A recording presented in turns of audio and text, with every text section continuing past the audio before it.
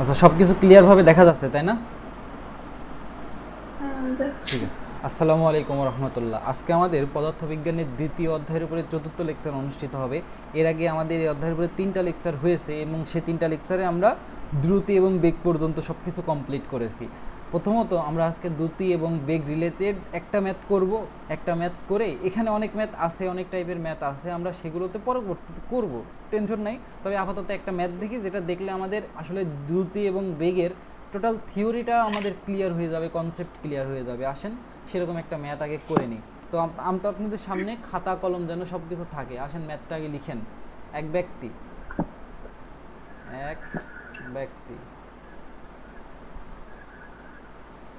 10 kilometre per hour বেগে এ হতে B বিন্দুতে গেল এবং 15 কিলোমিটার পার আওয়ার বেগে বি বিন্দু হতে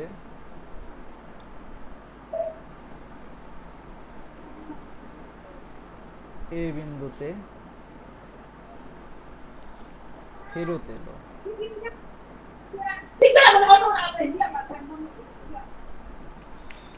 ফেরত এলো, ঠিক আছে। ব্যক্তির ওই ব্যক্তির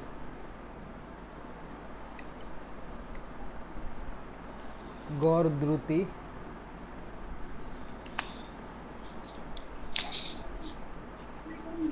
ও গড় বেগ নির্ণয় করো।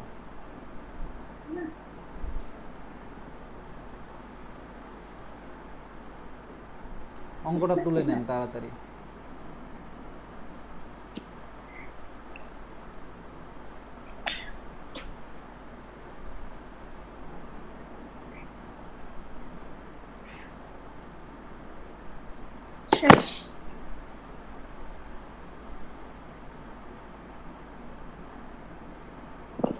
ঠিক আছে, অঙ্কটা তুলে নেন। আসেন এবার আমরা অঙ্কটা একটু বোঝার চেষ্টা করি এখানে কি বলতেছে।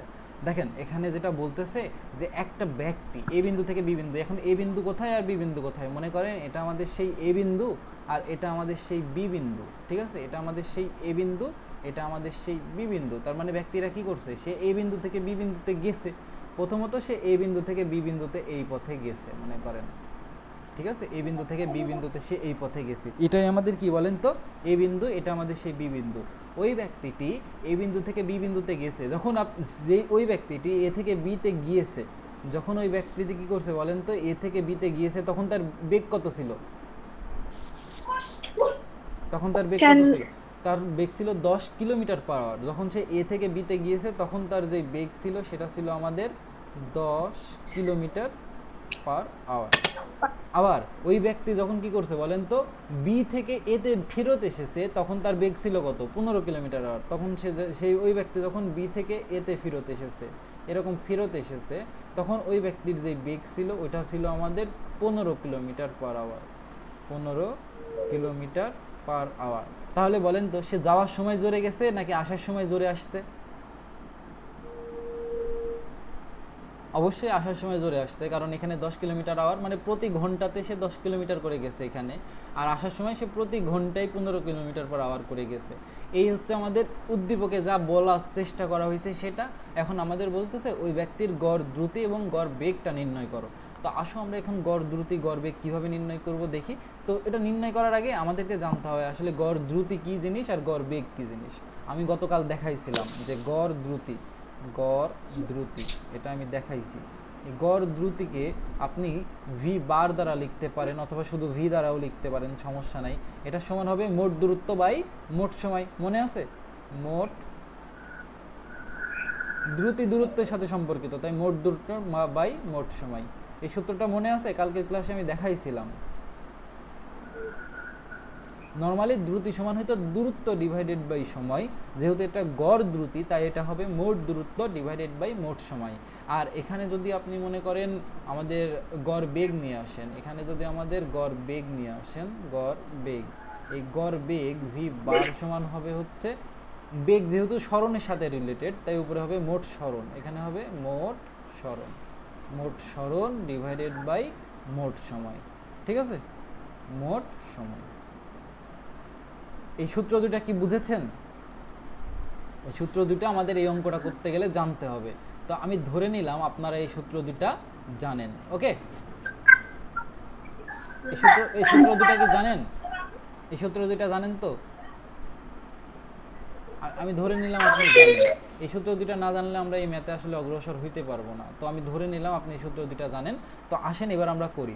দেখেন তো ওই ব্যক্তিটা এ থেকে যাত্রা শুরু করে বিতে গিয়েছে, তো বি থেকে আবার কি করছে, এতে ফেরত আসছে। তার মানে তার ফাইনাল অবস্থান যদি এতে হয়, তার মানে তার আদি অবস্থান যদি এতে হয়, শেষ অবস্থান কোথায়? এতেই, কারণ সে এ থেকে যাত্রা শুরু করে আবার এতেই ফেরত এসেছে, তাই না? একটু বোঝেন, সে আমাদের এই বিন্দু থেকে যাত্রা শুরু করে প্রথমে বিতে গিয়েছে 10 কিলোমিটার পার আওয়ার বেগে, আবার বি থেকে 15 কিলোমিটার পার আওয়ার বেগে এতেই ফেরত এসেছে। তার মানে তার আদি অবস্থান কোথায় বলো তো? তার মানে ব্যক্তির আদি অবস্থান কোথায়? আদি অবস্থান হচ্ছে আমাদের এই বিন্দু। শেষ অবস্থান কোথায়? এই বিন্দুই হবে। হ্যাঁ, এই বিন্দুই হবে। তার মানে এই বিন্দু। তাহলে বলো তো ওই ব্যক্তির সরণ কত? অতএব ব্যক্তির সরণ, ওই ব্যক্তির সরণ কত হবে? সরণ কি ছিল বলো তো? আদি অবস্থান এবং শেষ অবস্থানের মধ্যবর্তী দূরত্ব। তো আদি অবস্থানও এ, শেষ অবস্থানও এ, তাহলে মধ্যবর্তী দূরত্ব কত? কত বলছো না? কত? 0। কারণ আদি অবস্থানও যেখানে, শেষ অবস্থানও সেখানে, তাহলে সরণ কত হবে?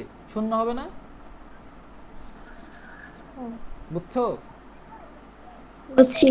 আচ্ছা, যদি ব্যক্তির সরণ 0 হয় তাহলে 0 কত? কিলোমিটার দিবেন না মিটার দিবেন? দেখেন এখানে কিলোমিটার আছে, তাই এখানে আপনি কিলোমিটারই দেন। তাহলে এবার ওই ব্যক্তির জন্য আমরা কি বের করে ফেলতে পারি বলেন তো? গড় বেগটা বের করে ফেলতে পারি। গড় বেগ, অতএব আপনি লিখবেন গড় বেগ। তো গড় বেগ সমান কি লিখতে পারেন? মোট সরণ, মোট সরণ ডিভাইডেড বাই মোট সময়। তো দেখেন তো সে এ থেকে বিতে গেছে, আবার বি থেকে এতে ফিরে এসেছে, তার মানে মোট সরণ কত? 0। মোট সরণ হচ্ছে আমাদের 0। আর মোট সময়, মনে করেন এ থেকে বিতে যেতে তার টাইম লেগেছে হচ্ছে t1। মানে সে ব্যক্তি যখন আমাদের কি করছে বলেন তো? আমি আপনাকে একটু লিখে দিই, দাঁড়ান। ওই ব্যক্তি যখন আমাদের মনে করেন এরকম করছে যে সে এ থেকে বিতে গিয়েছে, তখন তার যে টাইম লেগেছে সেটাকে আমরা t1 নাম দিলাম। ওই ব্যক্তি যখন বি থেকে আবার এতে এসেছে, তখন তার যে টাইম লেগেছে সেটাকে আমরা t2 নাম দিলাম। তাহলে মোট সময় কত? এ থেকে বিতে যেতে যেটা টাইম এবং বি থেকে আবার এতে আসতে যেই টাইম, দুইটা টাইমের যোগফল। তার মানে মোট সময় হচ্ছে আমাদের t1 যোগ t2। আচ্ছা বলেন তো 0 ডিভাইডেড বাই কোনো কিছু কত হয়? 0 ডিভাইডেড বাই কোনো কিছুর মান 0ই হয়। এটা কি আপনি জানেন? আপনি ক্যালকুলেটর করে দেখেন, উপরে 0 দিবেন আর নিচে ভাগ দিয়ে যে কোনো সংখ্যা দিবেন, ওটার মান কত পাবেন? আপনি 0 পাবেন। এটা নিয়ে আপনার কোনো দ্বিধাদ্বন্দ্ব নাই। তাহলে গড় বেগ, এখানে আপনি যেহেতু একক ছিল কিলোমিটার পার আওয়ার, তো কিলোমিটার পার আওয়ারই রেখে দিলাম। আপনি চাইলে এটাকে মিটার পার সেকেন্ড করতে পারেন। 0কে মিটার পার সেকেন্ড করলে কত আসে? 0 মিটার পার সেকেন্ডই আসে। ঠিক আছে, এটা বুঝতে পারলেন? তাহলে গড় বেগ কত হয়েছে বলেন তো? গড় বেগ কত আসছে? 0। ঠিক আছে, গড় বেগ আমাদের আমরা পেয়েছি হচ্ছে 0। আমাদের জন্য খুবই ভালো, আমরা গড় বেগ 0 পাইলাম। এবার আমরা কি করব? গড় দ্রুতিটা বের করব। আসেন গড় দ্রুতিটা বুঝি। আচ্ছা, এ থেকে বি এর মধ্যবর্তী দূরত্ব কি আমাদের এখন জানা আছে? আমরা যেহেতু এ থেকে বি এর মধ্যবর্তী দূরত্ব জানি না, এটাকে আমরা ধরে নিতে পারি আপাতত। লেখেন, মনে করেন আমরা লিখলাম যে ধরি এ বিন্দু ও বি বিন্দুর মধ্যবর্তী দূরত্ব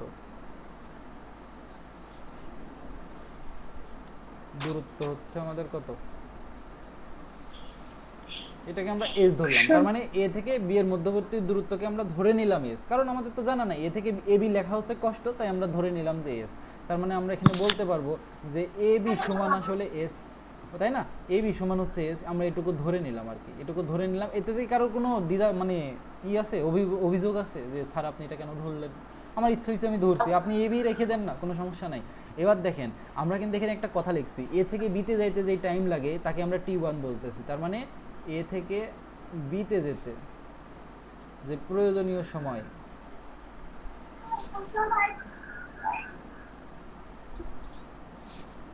সেটা হচ্ছে আমাদের t1। আবার বি থেকে এতে যেতে যে প্রয়োজনীয় সময় সেটা হচ্ছে আমাদের টি2। আমরা এগুলো ধরে নিয়েছি, ঠিক আছে? এগুলো কই পাইছেন? আমরা এগুলো ধরে নিয়েছি কারণ এগুলো আমাদের দেওয়া নাই। কারণ দেখেন আমাদের কিন্তু সূত্র প্রয়োগ করতে গেলে আমাদের কিসের মান জানা লাগে? মোট সময়ের মান জানা লাগে, মোট দূরত্বের মান জানা লাগে। যদি আমরা গড় দ্রুতি বের করতে যাই তাহলে কি আমাদের এখন মোট দূরত্ব বের করব। আসেন আমরা মোট দূরত্ব বের করি, তারপরে মোট সময় বের করব, তারপরে ভাগ করে দিব। অতএব এখন আমরা লিখব মোট দূরত্ব। মোট দূরত্ব, দেখেন তো মোট দূরত্ব কত? সে এ থেকে বিতে গিয়েছে, তার মানে সে তখন এস দূরত্ব অতিক্রম করলো। আবার কি করছে? বি থেকে এতে ফেরত এসেছে, তার মানে সে আরও এস দূরত্ব অতিক্রম করলো। এটা নিয়ে কি কারোর অভিযোগ আছে? মোট দূরত্ব কিভাবে? আমি বলেছিলাম কি দূরত্ব হচ্ছে মোট অতিক্রান্ত পথ।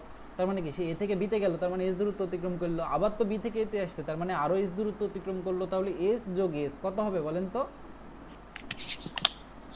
2s। এবং এটাকে আপনি কিলোমিটার নাম দিতে পারেন আপাতত, কোনো সমস্যা নাই। এটা আমাদের মোট দূরত্ব গেল। এখন আমাদের কি লাগবে বলেন তো? মোট সময় লাগবে না? মোট সময় লাগবে কি লাগবে না? লাগবে। তাহলে আমরা এখানে আপনি লিখবেন অতএব মোট সময়। মোট সময়, মোট সময় লিখে আপনি এখানে লিখে দিতে পারেন হচ্ছে t1 যোগ t2, তাই তো? কারণ এ থেকে বিতে যাইতে তার টাইম লাগছে t1, বি থেকে এতে আসতে তার টাইম লাগছে হচ্ছে t2। তাহলে কি মোট সময় কত? t1 যোগ t2, তাই তো? t1 যোগ t2, বুঝতে পেরেছেন? এতটুকু বুঝতে পারছেন কিনা? বুঝছি। যদি এতটুকু বুঝেন তাহলে এবার আপনি বলেন গড় দ্রুতির সূত্র কি ছিল? অতএব গড় দ্রুতি, গড় দ্রুতির সূত্র কি ছিল বলেন তো? মোট মোট দূরত্ব বাই মোট সময়। মোট সময়। মোট দূরত্ব আমরা কত পেলাম? 2s। মোট সময় পাইলাম t1 যোগ t2। এখন দেখেন এই s আমাদের কি প্রশ্নে ছিল? ছিল না, আমরা ধরে নিয়েছি। t1 t2 কি প্রশ্নে ছিল? ছিল না, আমরা ধরে নিয়েছি। তাহলে এদেরকে আমরা তো উত্তরে রাখতে পারবো না ভাই, আমাদের তো এদের বাদ দিতে হবে, কারণ এরা আমাদের তো প্রশ্নে ছিল না। আমাদের প্রশ্নে শুধুমাত্র কিছু মান দেওয়া ছিল, তার মানে প্রশ্নে যা আছে তার ভিতর থেকেই আমাদের উত্তরে আসতে হবে। আমাদের যদি t1 t2 এর মান দেওয়া থাকতো বসায় দিতাম, এস এর মান দেওয়া থাকতো বসায় দিতাম, এদের মান তো দেওয়া নাই। তাহলে এখন আমরা কি করব দেখেন, আমাদের এ থেকে বিতে যাইতে বেগের মান কত দেওয়া বলেন তো? এ থেকে যখন বিতে গেছি তখন বেগের মান 10 দেওয়া না? যখন আমরা কি করছি বলেন তো? এ থেকে বিতে গেছি, দেখেন এ থেকে যখন বিতে গিয়েছি তখন বেগের মান দেওয়া হচ্ছে 10 কিলোমিটার পার আওয়ার। আর যখন বি থেকে এতে এসেছি তখন বেগের মান দেওয়া হচ্ছে 15 কিলোমিটার পার আওয়ার। আসেন লিখি, এ থেকে বিতে যেতে ওই ক্ষেত্রে যে বেগের মান সেটাকে আমরা ভিএবি নাম দিতে পারি। মানে ভিএবি বলতে বোঝাচ্ছি এ থেকে বিতে যেতে যে বেগের মান বা দ্রুতির মান। এখানে কি বেগ দিয়েছি না দ্রুতি দিয়েছি? এত কিলোমিটার বেগে, যাই হোক, এ থেকে বিতে যেতে যে মান সেটা কত? 10 কিলোমিটার পার আওয়ার। এটা নিয়ে কি কারো সন্দেহ আছে? না। ঠিক আছে, তাহলে এখন আপনি এই ভি এর জায়গায় কি লিখতে পারবেন? এস ডিভাইডেড বাই টি লিখতে পারবেন? লিখতে পারবেন? ভি এর জায়গায় যে v is equal to s divided by t আমরা পরে এসেছি, মনে আছে? পারবো। আচ্ছা, এখন দেখেন তো এই টিটা কি? আসলে টিটা হচ্ছে এ থেকে বিতে যেতে সময় না? তার মানে এই এ থেকে বিতে যেতে যে সময় তাকে আমরা তো t1 নাম দিয়েছি, তাই তো? হ্যাঁ। আচ্ছা, আর এ থেকে বি এর যে দূরত্ব সেটা হচ্ছে আমাদের এস। আমরা এটা জানি যে মোট মোট সময় এ থেকে বিতে যেতে যে টাইম সেটা আমাদের এস। তার মানে এখানে হচ্ছে আমাদের 10 কিলোমিটার পার আওয়ার। তাহলে এখান থেকে আমরা t2 এর মানটা বের করে নিব, কারণ আমরা t1 এর মানটা বের করে নিব। কেন? কারণ t1 এর মান আমরা জানি না আসলে। তাহলে এখান থেকে যদি আমরা t1 এর মান বের করি তাহলে t1 ওই সাইডে পাঠিয়ে দিব, 10 কে এর নিচে এনে দিব। তার মানে কি s divided by 10 is equal to t1। এই লাইনটা বুঝতে পেরেছেন? এখানে আর একক না লিখলেও কোনো সমস্যা নাই, একটা তো সমীকরণের দুই সাইডই সমান। তার মানে আমরা এখানে পেলাম আসলে t1 সমান s ডিভাইডেড বাই 10। ওকে, শেষ। এবার আসেন বি থেকে এতে যেতে কি হয় দেখি। বি থেকে এতে যখন আপনি যাবেন তখন আমাদের যে বেগ হবে সেটা হবে ভি বি এ, তাই না? ভি থেকে মানে আমাদের কি বি থেকে এতে যেতে যে টাইম সেটাকে আমরা ভি বি এ বলতে পারি, এবং সেটার মান আমাদের দেওয়া ছিল কত? 15 কিলোমিটার পার আওয়ার। আচ্ছা, এবার ভি বি এ সমান আপনি আবার লিখতে পারবেন এস ডিভাইডেড বাই টি। কিন্তু এটা তো বি থেকে এতে যেতে যে টাইম সেটা হচ্ছে আমরা t2 ধরেছিলাম, কিন্তু বি থেকে এর দূরত্ব তো আবার এসই, তার মানে এস এস এর মতোই থাকবে এবং এখানে 15 বসে যাবে। তাহলে এখান থেকে আমরা t2 এর মান বের করে নিব। t2 এর মান যদি একবারে লিখি এটা আসবে হচ্ছে আমাদের, এটা এদিকে চলে যাবে, 15 নিচে চলে আসবে, s ডিভাইডেড বাই 15, তাই তো? বুঝতে পেরেছেন? হ্যাঁ। আচ্ছা দেখেন তো এখান থেকে আমরা কি করলাম, t1 এর মান বের করলাম। আচ্ছা এটা আমরা কি করলাম, এটা আমরা t2 এর মান বের করলাম। এখন দেখেন তো এবার আমরা কি করতে পারি, t1 আর t2 এর মানটা এখানে বসাই দিতে পারি না? আসেন বসাই দিই, বসাই দিলে দেখবেন অঙ্ক শেষ। আসেন বসাই। তো মনে করেন আমাদের উপরে ছিল হচ্ছে 2s, 2s এর মতোই থাকলো। t1 এর মান হচ্ছে আমাদের s divided by 10 R t2 এর মান হচ্ছে আমাদের s ডিভাইডেড বাই 15, শেষ। এবার আসেন, এবার দেখেন, এবার আমরা 2s 2s এর মতোই রেখে দিলাম। এবার নিচে আপনার কি করতে ইচ্ছা করছে বলেন তো? লসাগু। তো লসাগু করেন, 10 আর 15 লসাগু কত হয়? 10 আর 15 লসাগু 30 হয়। আপনি করে দেখেন না, আসেন আপনাকে লসাগু করা শেখাই। 10 আর 15 দিবেন, তারপরে দাগ দিবেন, 2 দ্বারা ভাগ দেন। 2 দ্বারা তো ভাগ যায় না, তাহলে আপনি 5 দ্বারা ভাগ দেন। 5 দ্বারা যদি ভাগ দেন তাহলে এখানে হবে 2, এখানে হবে কত? 3।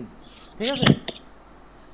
তাহলে দেখেন আর কিন্তু যায় না। তাহলে এবার আপনি কি করবেন, এই লাইনটা গুণ করে দিবেন। এই লাইনটা যদি গুণ করেন, 2 গুণ 3 মানে 6 আর 5 ছক হলো 30। তার মানে 10 আর 15 লসাগু হচ্ছে 5 গুণ 2 গুণ 3, যেটা হচ্ছে আমাদের 30 এর সমান। ওকে, বুঝতে পেরেছেন? বুঝছি। ঠিক আছে, এটা হচ্ছে আমাদের লসাগু ছিল। তার মানে এখানে আমাদের বসাবো 30। এখন যদি এটা 30 হয় তার মানে এখানে 3s আর এখানে কত বলেন তো? এখানে হচ্ছে আমাদের 2s, তাই তো? লসাগু তো আপনি জানেন। তাহলে উপরে বসবে আমাদের 2s আর এখানে বসবে কত বলেন তো? 5s ডিভাইডেড বাই 30, তাই তো? আচ্ছা এবার আপনি কি করবেন, নরমালি উল্টায় দিবেন যেভাবে আপনি এরকম ক্যালকুলেশন করেন। তাহলে প্রথমে ভাগ অবস্থায় আছে হচ্ছে 5s ডিভাইডেড বাই 30, এটাকে যখন আপনি গুণ করে দিবেন তখন 30 উপরে যাবে, 5s নিচে আসবে। আসেন একবারে লিখি, জায়গা কম যেহেতু। তাহলে এখানে আমরা যদি একবারে উল্টাই দিই, 30 উপরে যাবে আর 5s আসবে নিচে। এবার দেখেন তো s আর s কি কাটাকাটি যায়? এই s আর এই s কাটাকাটি যায়? হ্যাঁ। কাটাকাটি যায়, কাটাকাটি করে দিলাম। এবার কাটাকাটি করে দিলে কত থাকে দেখেন তো? 2 থাকে, এখানে 30 থাকে, 2 আর 30 গুণ দিলে হয় হচ্ছে 60 আর নিচে আছে 5। এবার ভাগ দেন, কত আসে? 12। তার মানে এখানে 12। এবং এটা যেহেতু দ্রুতি ছিল এবং একক ছিল কি কিলোমিটার পার আওয়ার, তাহলে এখানে কিলোমিটার পার আওয়ারই থাকবে। এখন দেখুন আমরা এটাকে মিটার পার সেকেন্ডে কেন নেই, কারণ আমাদের আসলে চেঞ্জ করার দরকার হয় না। দেখেন সব কিছু কিলোমিটার পার আওয়ারের মধ্যে দিয়েই হয়ে গেছে, তার মানে এককের কোনো চেঞ্জ হবে না। তার মানে দেখেন সে যখন আমাদের 10 কিলোমিটার পার আওয়ার বেগে যাচ্ছে আর 15 কিলোমিটার আওয়ার বেগে ঘুরে আসতেছে, তখন তার গড় দ্রুতির মান হচ্ছে 12 কিলোমিটার পার আওয়ার এবং তার গড় বেগ হচ্ছে 0। ওকে, এই অঙ্কটা একটু তুলে নেন, অঙ্কটা হচ্ছে কনসেপ্ট ক্লিয়ার করার জন্য আর কি, তুলে নেন।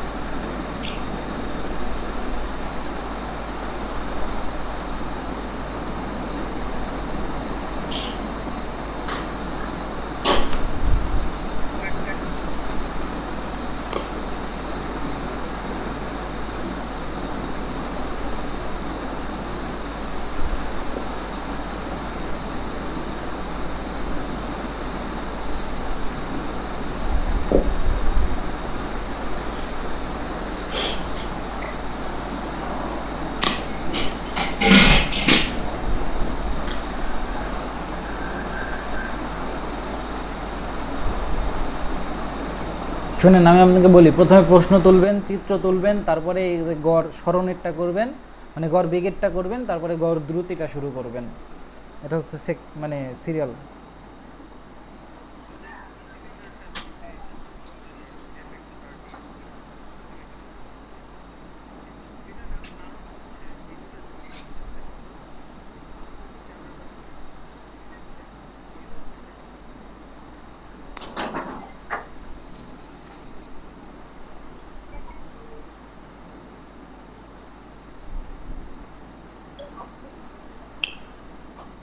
স্যার মনে হয় আমাকে বায়োলজি পড়াবে না।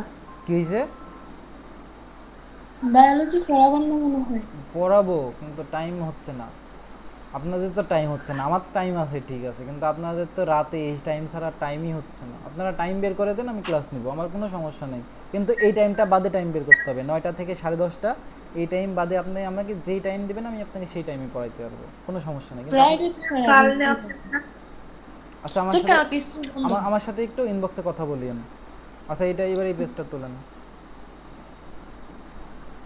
আর এই যে এই কয়দিন এই যে যারা বন্যায় ক্ষতিগ্রস্ত হয়েছে তাদের জন্য আসলে একটু আমরা মানি কালেকশন করতেছি, অর্থ কালেকশন করতেছি, যার কারণে টাইম হচ্ছে না, আমি বাড়িতে বসতেই পারতেছি না। সকালে বেরোচ্ছি, সন্ধ্যায় আসতেছি, বা এই 20-10 মিনিট লেট হলো কেন জানেন? আজকে ওই যে কিছু ত্রাণ জোগাড় করার জন্য মাইকিং করতেছিলাম আর কি, এই কারণে লেট হয়েছে।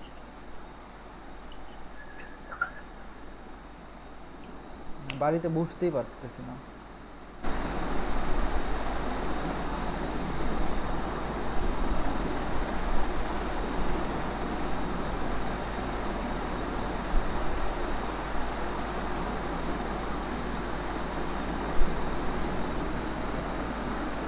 স্যার তোলা শেষ। আচ্ছা এবার এবার আমরা যে টপিকটা নিয়ে একটু কথা বলবো সেটা হচ্ছে যে আমাদের ত্বরণ, সেটার নাম হচ্ছে ত্বরণ, যেটাকে ইংরেজিতে বলা হয় অ্যাক্সিলারেশন। ইংরেজিতে বলা হয় অ্যাক্সিলারেশন, ত্বরণ, ভালোবাসার জিনিস ত্বরণ। এখন আপনি ত্বরণ বলতে আসলে কি বোঝেন আমি আপনাকে বলি। আচ্ছা মনে করেন আপনি একটা অটোতে বা সিএনজিতে করে যাচ্ছেন, আপনাদের ওইদিকে অটো আছে, যেটাকে আপনারা ইজি বাইক বলেন, আছে অটো? আছে অটো আছে আপনাদের ওইদিকে, বা সিএনজি? আপনারা যখন অটো ওঠেন মামাকে বলেন না মাঝে মাঝে, মামা একটু জোরে চলেন বা মামা একটু আস্তে চলেন, এরকম বলেন? আচ্ছা দেখেন, আপনি যখন মামাকে বলতেছেন মামা একটু জোরে চলেন, মানে কি মামা যেই বেগে চলতেছে সেই বেগে আসলে হচ্ছে না, আপনাকে একটু দ্রুত যেতে হবে। তার মানে কি ওখানে বেগের পরিবর্তন করতে হবে। মনে করেন মামা ওখানে আমাদের চলতেছিল, আমাদের রিক্সাওয়ালা মামা যে বেগে চলতেছিল সেটা মনে করেন আমাদের V1 নাম দিলাম, সেটা মনে করেন 5 মিটার পার সেকেন্ড বেগে চলতেছিল, কিন্তু এই বেগে আপনার হচ্ছে না। আপনি মামাকে বললেন যে মামা আপনি বেগের পরিবর্তন করেন, মানে জোরে চলেন, তার মানে V1 কে V2 করে ফেলেন এবং আপনি এটাকে 10 বা 8 বা আপনার যা হয় হোক, কিন্তু 5 হবে না, আমার 5-এর থেকে বেশি লাগবে। মানে কি মামা একটু জোরে চলেন, মানে কি আপনি আসলে যেই বেগে চলতেছিল মামা সেই বেগে আপনার হবে না, বেগকে বাড়াইতে হবে, তাই তো? তাই না তাই না? আচ্ছা এই যে বেগের পরিবর্তন হইলো না, এখানে বেগটা 5 ছিল, 5 থেকে কত হয়েছে বলেন তো? বেগটা 5 ছিল, 5 থেকে কত হয়েছে? 5 থেকে দেখেন বেগটা 5 ছিল, 5 থেকে 10 হয়েছে। তাহলে এখানে বেগের কি হয়েছে বলেন তো? আসলে এখানে আসলে বেগের পরিবর্তন হয়েছে। এখানে আসলে কি হয়েছে বলেন তো? বেগের পরিবর্তন হয়েছে। এই যে বেগের পরিবর্তন হয়েছে, এই বেগের পরিবর্তন হতে একটা টাইম লেগেছে কি লাগে নাই? এই বেগে 5 থেকে 10 কি 1 সেকেন্ড সাথে সাথে হয়ে গেছে? সাথে সাথে কিন্তু হয় নাই, একটা টাইম তো লেগেছে। 5 থেকে 10-এ আসতে তার টাইম লাগে নাই? অবশ্যই। তাহলে এই বেগের পরিবর্তন হতে আমাদের অবশ্যই টাইম লেগেছে। এই যে বেগের পরিবর্তন হতে টাইম লাগলো, তার মানে কি এখানে বেগের যে পরিবর্তনের হার পাবো, একটা বেগের পরিবর্তনের হার পাবো। কেন পাবো? আমি গতকাল বলেছিলাম যে হার মানে হচ্ছে কোনো কিছুকে টাইম দ্বারা ভাগ করা বা সময় দ্বারা ভাগ করা। তার মানে এখানে বেগের যে পরিবর্তন হচ্ছে এবং এর জন্য একটা টাইম লেগেছে বা সময় লেগেছে, তাহলে বেগের পরিবর্তনের হতে যে প্রয়োজনীয় সময় বা বেগের পরিবর্তনের হার, তাকে আমরা বলি হচ্ছে ত্বরণ। বেগের পরিবর্তনের হারকে কি বলে? ত্বরণ। ত্বরণ। তাহলে এখান থেকে আমরা সংজ্ঞা লিখতে পারি এরকম, এখান থেকে আমরা সংজ্ঞা লিখতে পারি যে বেগের পরিবর্তনের হারকে ত্বরণ বলে। বেগের পরিবর্তন,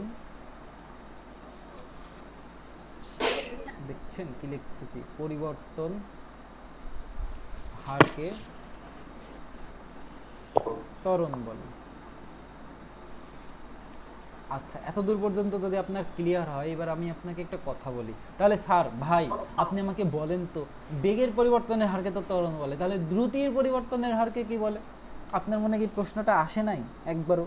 যে আমরা তো আজীবন পড়ে আসতেছি বেগের পরিবর্তনের হারকে ত্বরণ বলে, তাহলে দ্রুতির পরিবর্তনের হারকে কি বলে? এই প্রশ্নটা এসেছে কখনো? আসে নাই। কারণ কি দেখেন তো, আস্তে আমাদের কিন্তু কি এটা দ্রুতির পরিবর্তনের হারকে কি বলে এটা আপনার জানার দরকার নাই। কেন? কারণ ওটা আসলে লাগে না, কারণ আমরা কি আস্তে আস্তে ভেক্টর রাশিতে শিফট করতেছি। এবং আমি আপনাকে বারবার বলে আসতেছি, আমরা দূরত্ব সরণের মধ্যে সরণকে ব্যবহার করব, আমরা দ্রুতি বেগের মধ্যে বেগকে ব্যবহার করব। কারণ কি, আমরা আস্তে আস্তে ভেক্টরের দিকে শিফট করতেছি, আমরা সব রাশিকে ভেক্টরের মধ্যে আনতেছি। কারণ এটা হচ্ছে সবচেয়ে বাস্তবমুখী ক্যালকুলেশন। এই জায়গাটায় দিককে ক্যালকুলেশন করা হয়, আর ওখানে তো শুধুমাত্র মানকে ক্যালকুলেশন করা হচ্ছে। আর আমরা ত্বরণের ক্ষেত্রে এসে আমরা এখানে আর দ্রুতিকে ক্যালকুলেট করিই না, আমরা বেগ নিয়েই কাজ করি। বেগ যেখানে পরিবর্তিত হবে সেখানে আমরা কি পাবো? সেখানে আমরা ত্বরণ পাবো। ঠিক আছে? তার মানে মনে করেন, এবার আসেন আমি আপনাকে একটা উদাহরণ দিই। মনে করেন আপনার রিক্সাওয়ালা মামা, ঠিক আছে, আপনার রিক্সাওয়ালা মামা প্রথমত একটা বেগে চলতেছিল। আপনার রিক্সাওয়ালা মামা প্রথমে যেই বেগে চলতেছিল সেটা মনে করেন আদিবেগ। তার মানে ইউ সমান কি বলেন তো? আদিবেগ, তাই তো? আপনার রিক্সাওয়ালা মামা একটা আদিবেগে চলতেছিল, সেটা হচ্ছে ইউ। আমি ইউই নাম দিলাম, কোনো সমস্যা নেই। তারপর আপনার রিক্সাওয়ালা মামা এখান থেকে একটা নির্দিষ্ট সময় পরে একটা নির্দিষ্ট বিন্দুতে পৌঁছাবে। মনে করেন আপনার রিক্সাওয়ালা মামা প্রথমে মনে করেন এ বিন্দুতে ছিল, তারপরে সে একটা নির্দিষ্ট টাইম পরে বি বিন্দুতে পৌঁছাইলো। এখন আপনার রিক্সাওয়ালা মামা এ থেকে তো বিতে পৌঁছাইছে, এ থেকে বিতে পৌঁছাইতে তার একটা টাইম লাগেছে কি লাগে নাই? নিশ্চয়ই একটা টাইম লেগেছে। তার মানে এখানে যে প্রয়োজনীয় সময় লেগেছে, প্রয়োজনীয় সময়, সেটা ধরেন আমরা ধরে নিলাম যে এ থেকে বিতে পৌঁছাতে তার টাইম লেগেছে টি, এবং তার আদিবেগ যে ইউ ছিল। আপনি তো মামাকে বলেছিলেন মামা জোরে চলেন, তো মামা তো নিশ্চয়ই আর ইউ বেগে থাকবে না, মামা তখন আর একটা নতুন বেগ প্রাপ্ত হবে, সেটা হচ্ছে ভি। তাহলে আপনার ভিকে কি নাম দিবেন বলেন তো? ভিকে আপনি নাম দিবেন কি? শেষ বেগ। ভিকে আপনি নাম দিবেন শেষ বেগ, কারণ আপনি মামাকে বলেছিলেন মামা জোরে চলেন। তাহলে আপনি বলেন তো, ইউ বড় না ভি বড়? আকাশ ভাইয়ের মন বড়। তার মানে কি, ভিটা গ্রেটার দেন ইউ, তাই তো? হ্যাঁ, ভিটা গ্রেটার দেন ইউ না? কারণ দেখেন, ইউ বড় না ভি বড়? অবশ্যই ভি বড়, কারণ আপনি মামাকে বলেছিলেন যে মামা জোরে চলেন, তাই মামা তো নিশ্চয়ই জোরে গেছে। আর মামা যখন জোরে গেছে নিশ্চয়ই মামার আর আগের বেগ নাই, বেগটা পরিবর্তিত হয়েছে, হয়ে ভি হয়েছে। তাহলে ভি বড় আর ইউটা হচ্ছে ছোট, এই হচ্ছে কথা। আর আমরা কি বলতেছি, বেগের পরিবর্তনের হারকে ত্বরণ বলে। তাহলে আসেন এবার আমরা সংজ্ঞা থেকে সূত্রতে চলে যাব। সংজ্ঞা থেকেই সূত্রতে যাওয়া যায় কিভাবে দেখেন। প্রথম কথা, আমাদের এখানে বলতেছে বেগের পরিবর্তন। আসেন বেগের পরিবর্তনটা বের করি। বেগের পরিবর্তন, আমরা কোনো কিছুর পরিবর্তন করতে এলে মনে রাখবেন সবসময় করি হচ্ছে শেষ মাইনাস আদি, এক কথায় ফাইনাল মাইনাস ইনিশিয়াল। মনে রাখবেন ফাইনাল মাইনাস ইনিশিয়াল। ফাইনাল মানে হচ্ছে শেষ, আর ইনিশিয়াল মানে কি বলেন তো? শুরু, শুরু, আদি। তাহলে এখানে ফাইনাল বেগ কত ছিল, মানে শেষ বেগ, সেটা আমাদের ভি ছিল কি না? ভি ছিল, সেটা আমাদের ভি ছিল। আর আদি বেগ ছিল ইউ। তার মানে কি, আমাদের বেগের পরিবর্তন কি বলেন তো? V minus U. ক্লিয়ার? আচ্ছা, এবার আসেন আমরা বের করবো হচ্ছে বেগের পরিবর্তনের হার। বেগের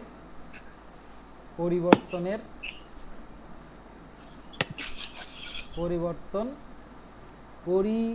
একটা মিস গেছে, ওরে আল্লাহ, পরিবর্তন হার। এটা হচ্ছে আমাদের কি, আমরা বলেছিলাম হার মানে হচ্ছে সেই জিনিসকে কি দ্বারা ভাগ করা? টি দ্বারা ভাগ করা। তার মানে কি, আমাদের এখানে ভি মাইনাস ইউ থাকবে এবং একে আমরা টি দ্বারা ভাগ করে দিব, তাই তো? বুঝতে পেরেছেন? আচ্ছা, এই বেগের যে পরিবর্তনের হার, এটাকে আমরা কি বলি? ওটাকে আমরা কি বলি বলেন? বেগের যে পরিবর্তনের হার, ওটাকে আমরা কি বলি? ত্বরণ। তার মানে এই জায়গায় বেগের পরিবর্তনের হারের জায়গায় আমরা ত্বরণ লিখতে পারি, তো আমরা ত্বরণ লিখে দিলাম। ত্বরণ লিখার পরে এখানে আমাদের কি, V minus you by T. এই ত্বরণকে ইংরেজিতে বলা হয় acceleration. A double C E এক্সিলা, আসেন বানানটা দেখে আসি, আমি ভুলে গেছি। A double C E L E R A T I O N, L E R A T I O N, acceleration. এই ত্বরণের ইংরেজি হচ্ছে অ্যাক্সিলারেশন। তাহলে ত্বরণকে আপনি কি দ্বারা প্রকাশ করবেন? এ দ্বারা নাকি বি দ্বারা? এ দ্বারা, কারণ এর ইংরেজি নামই হচ্ছে অ্যাক্সিলারেশন। তো এটাকে আপনি এ দ্বারা প্রকাশ করবেন, এবং এ সমান হবে V minus you by t. ওকে, ঠিক আছে। তাহলে এটা হচ্ছে আমাদের ত্বরণের সূত্র। এই ত্বরণের সূত্র কি আমাদের মুখস্থ রাখার দরকার আছে? তাহলে দেখেন তো, আমরা তো খুব সহজে সংজ্ঞা থেকেই পেয়ে যাই। সংজ্ঞা থেকে যে জিনিস আমরা পেয়ে যাব, সেই জিনিস কেন আলাদা করে মুখস্থ করব? তো এখান থেকে আরেকটা জিনিস আমাদের মনে রাখা লাগে, সেটা হচ্ছে যে আমরা শেষ বেগ সমান যদি বের করি, দেখেন তো শেষ বেগ ভি, সেটা যদি বের করতে চাই, এই এ আর টি গুণ হয়ে যাবে না? তাহলে ভি মাইনাস ইউ সমান হবে হচ্ছে এ টি, আর মাইনাস ইউ ওই পাশে গেলে হবে প্লাস ইউ। তার মানে কি, ভি সমান ইউ প্লাস এ টি। আচ্ছা, ঠিক আছে। আপনি তাহলে বুঝেন এগুলা, আপনার এগুলা বোঝা উচিত, আপনি বড় হয়ে গেছেন। তাহলে এতটুকু পর্যন্ত আমাদের সবার ক্লিয়ার যে এ সমান V minus you by T আর ভি সমান হচ্ছে ইউ প্লাস এটি। ওকে, আসেন এবার আমি আপনাকে একটু পরিচয়গুলো লিখে দিই। তার মানে আমাদের এই অধ্যায়ে যতটুকু যে রাশিগুলো সম্পর্কে জ্ঞান দরকার, কি কি রাশি সম্পর্কে জ্ঞান দরকার ছিল আমি আপনাকে বলি। আমাদের প্রথমত সরণ সম্পর্কে জ্ঞান দরকার ছিল। কি সম্পর্কে জ্ঞান দরকার ছিল বলেন তো? সরণ সম্পর্কে জ্ঞান দরকার ছিল। আমাদের আদিবেগ সম্পর্কে জ্ঞান দরকার ছিল, অঙ্কের জন্য আর কি। আমাদের শেষ বেগ সম্পর্কে জ্ঞান দরকার ছিল। আমাদের ত্বরণ সম্পর্কে জ্ঞান দরকার ছিল। আমাদের সময় সম্পর্কে জ্ঞান দরকার ছিল। আমরা কি 5টা রাশি সম্পর্কে জেনেছি কি জানি নাই বলেন তো? আমরা সরণ শিখেছি, আমরা সরণ শিখি নাই যেটাকে আমরা এস দ্বারা প্রকাশ করতেছি। আমরা এটা শিখেছি, এটাকে আমরা ইউ দ্বারা প্রকাশ করি। আমরা শেষ বেগ শিখেছি যেটাকে আমরা ভি দ্বারা প্রকাশ করি। আমরা ত্বরণ শিখেছি যেটাকে আমরা এ দ্বারা প্রকাশ করি। আমরা সময় শিখেছি যেটাকে আমরা টি দ্বারা প্রকাশ করি। এবং এই যে 5টা রাশি, এই অধ্যায়ে 5টা রাশি নিয়েই কথাবার্তা বলা হয়। এই 5টা রাশি নিয়ে কথাবার্তা বলা হয় মানে কি, কখনো আপনাকে মনে করেন সরণ বের করতে বলবে, কখনো আপনাকে আদিবেগ বের করতে বলবে, কখনো শেষ বেগ বের করতে বলবে, কখনো ত্বরণ অথবা কখনো সময় বের করতে বলবে। এর বাইরে আপনাকে কিচ্ছু বলবে না। এতদূর পর্যন্ত বুঝতে পেরেছেন? ঠিক আছে। এখন এই যে সেজন্য আগেকার বইয়ে একটা কথা লেখা ছিল যে এই অধ্যায়ে যে রাশিগুলো নিয়ে কথাবার্তা বলা হয় সেগুলোকে সংক্ষেপে আমরা এই শব্দ দ্বারা লিখতে পারি, সেটা হচ্ছে সুভাগ। এই অধ্যায়ে যে শব্দগুলো নিয়ে কথাবার্তা বলা হয় সেগুলোকে আমরা সংক্ষেপে এই সুভাগ দ্বারা লিখতে পারি। ওকে, এবার আসেন আমরা আসলে পরিচয়গুলো তো জেনে গেলাম যে কোনটাকে আমরা কি বলি। এবার আমাদের কাজ কি বলেন তো? এই যে বড় বড় কিছু সূত্র আছে না, সেগুলোর প্রমাণ দেখা। কিন্তু আপনি বলেন এখন কি আমরা প্রমাণ দেখব নাকি সরাসরি সূত্রে চলে যাব? অবশ্যই সরাসরি সূত্রে চলে যাব। কেন? কারণ আমাদের তো সূত্রের প্রমাণ পরীক্ষায় আসে না, আমাদের আসে সূত্রের প্রয়োগ। আমরা সূত্রের প্রয়োগ জেনে নিব এবং আমরা বিশ্বাস করে নেব এই সূত্রটা আসলেই সত্য। তো আসেন আমরা কি কি সূত্র শিখেছি আমি একটু দেখি। এই সূত্রগুলো অবশ্যই নোট করে নেবেন, খাতা খুলে নোট করে নেবেন। দাঁড়ান, তাহলে আমরা কি কি সূত্র প্রথম থেকে শিখেছি একটু দেখি। আমরা প্রথম যে সূত্র শিখেছিলাম এই অধ্যায়ে, সেটা শিখেছিলাম বেগের সূত্র। সেই বেগের সূত্র ছিল v is equal to s by t. Okay, এটা শিখেছিলাম না? শিখছি এটা। আচ্ছা, v is equal to s by t. Okay, তার মানে এখানে আমাদের ভিটা হচ্ছে বেগ, এসটা হচ্ছে সরণ, আর টি হচ্ছে আমাদের সময়। ঠিক আছে। আচ্ছা, এই হচ্ছে আমার আরেকটা সূত্র শিখলাম, সেটা হচ্ছে ত্বরণ, তাই তো? আরেকটা সূত্র শিখলাম ত্বরণ। ত্বরণের সূত্র হলো a is equal to v minus you by t. আসেন এবার তাহলে আমরা আরেকটা কালি ব্যবহার করে এইগুলার নোটেশনগুলো দেখি। এ দ্বারা কি বোঝাচ্ছি আমরা? এ দ্বারা বোঝাচ্ছে হচ্ছে আমাদের ত্বরণ, তাই তো? বি দ্বারা কি বোঝাচ্ছি আমরা? বি তো নাই, ভি আছে, ইউ আছে। ইউ দ্বারা কি বোঝাচ্ছি? আদিবেগ। হ্যাঁ, আদিবেগ। ভি দ্বারা বোঝাচ্ছি হচ্ছে শেষ বেগ, আর টি দ্বারা বোঝাচ্ছে হচ্ছে আমাদের টাইম অথবা সময়। এই দুইটা সূত্র শিখলাম। আচ্ছা, ওকে, আমরা এতদূর পর্যন্ত ক্লিয়ার বুঝে গেছি। আমরা এতক্ষণ পর্যন্ত যা যা শিখছি মাত্র এই দুটা সূত্রই শিখছি। এই দুটা সূত্রের বাইরে এখন পর্যন্ত কোনো সূত্র আসলে শিখি নাই। একটা বেগের জন্য সূত্র শিখছি আর একটা ত্বরণের জন্য সূত্র শিখলাম। তাহলে এবার আমরা আসেন ত্বরণ সম্পর্কে কিছু জিনিস জানার আছে। আমরা ত্বরণের সূত্রতে এতক্ষণ পর্যন্ত দেখলাম। এখন ত্বরণ কী ধরনের রাশি, ত্বরণের পরিবর্তন কেমন, বা ত্বরণের আসলে ত্বরণ বলতে কি বুঝি, এই জিনিসগুলো আমাদের একটু জানতে হবে। আসেন এইগুলো সম্পর্কে একটু কথা বলি। তো প্রথমত আমরা ত্বরণ কী ধরনের রাশি যদি কথা বলতে চাই, তো আমাদেরকে ত্বরণের সংজ্ঞা জানতে হয়। আমরা ত্বরণের সংজ্ঞা কিন্তু অলরেডি শিখেছি। সংজ্ঞা শিখেছি না? যে কি বেগের পরিবর্তনের হার। বেগের পরিবর্তনের হারকে আপনি কি বলেন? ত্বরণ বলে। তাহলে এখানে লিখবেন বেগের পরিবর্তনের হার, একে আপনি বলেন হচ্ছে ত্বরণ। ঠিক আছে। আচ্ছা, এর যে সূত্র শিখলাম সেটা কি ছিল বলেন তো? A is equal to v minus you by t, তাই না? আচ্ছা, এবার বলেন, আপনি এটা বলেন তো এটা কি রাশি? স্কেলার রাশি নাকি ভেক্টর রাশি? আপনার কিন্তু বোঝা উচিত। দেখেন এখানে ভি যেটা আছে সেটা হচ্ছে আদিবেগ, ইউ যেটা আছে সেটা হচ্ছে কি, ভি যেটা আছে সেটা শেষ বেগ, ইউ যেটা আছে সেটা হচ্ছে আদিবেগ। আদিবেগ হোক আর শেষ বেগ হোক সেটা তো বেগ। আদিবেগ হোক আর শেষ বেগ হোক সেটা কি বলেন তো? স্কেলার রাশি। এই আদিবেগ হোক আর শেষ বেগ হোক সেটা তো বেগ। আর বেগ যেহেতু ভেক্টর রাশি, তাহলে এ কি রাশি হবে? ভেক্টর। বুঝেন? আমরা দেখেন এখানে দেখতেছি আমাদের এ সমান হচ্ছে v minus u divided by t. আমাদের এখানে যে ভি আছে সেটা হচ্ছে আমাদের ভেক্টর,